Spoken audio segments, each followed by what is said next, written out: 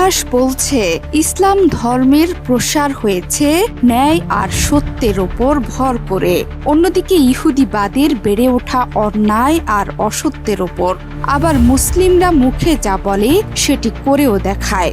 অন্যদিকে ইহুদিরা উল্টো, যা বলে তা না করে নানা রকম দুষ্ট বুদ্ধি আর কূটকৌশলের আশ্রয় নেয় ইহুদি রাষ্ট্র ইসরায়েল।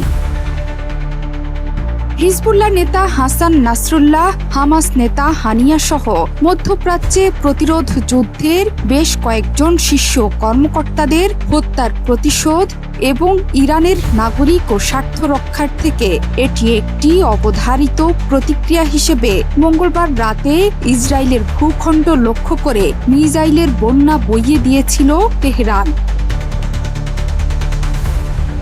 হামলার পরপরই ইরানের বিরুদ্ধে কড়া হুঁশিয়ারি উচ্চারণ করে ইসরায়েলি প্রধানমন্ত্রী বেনিয়ামিন নেতানিয়াহু বলেন, ইরান বড় ভুল করে ফেলেছে, এই জন্য দেশটিকে চড়া মূল্য দিতে হবে।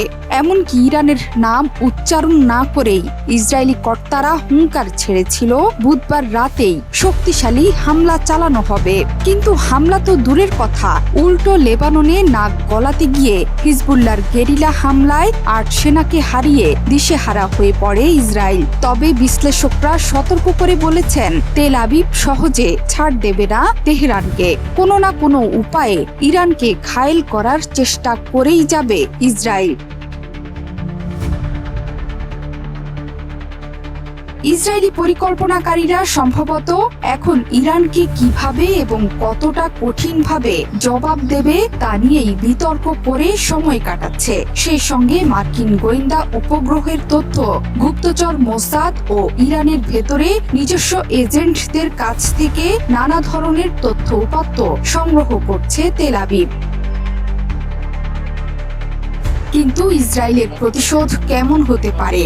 দেশটির এখনকার কৌশল হলো একসাথে দুইভাবে এগোনো, হত্যা, বিমান হামলা ও প্রতিরোধ, যার মাধ্যমে ইরান ও ছায়া শক্তিগুলোকে বুঝিয়ে দেয়া যে ইসরায়েলে আঘাত করলে আরো বেশি শক্তি এবং ভয়ঙ্কর প্রতিশোধের মুখোমুখি হতে হবে। ইরানের যেসব স্থান থেকে মিসাইল ছোড়া হয়েছে সেসব স্থানের বিভিন্ন স্থাপনাকে প্রাথমিক টার্গেট করবে ইসরায়েল। এরপর যারা মিসাইল হামলার নির্দেশদাতা তাদেরকে হত্যার পরিকল্পনা নেবে দেশটি। এর চেয়ে বেশি কিছু ভাবলে ইরানের পারমাণবিক স্থাপনাগুলোকে টার্গেট করতে পারে ইসরায়েল।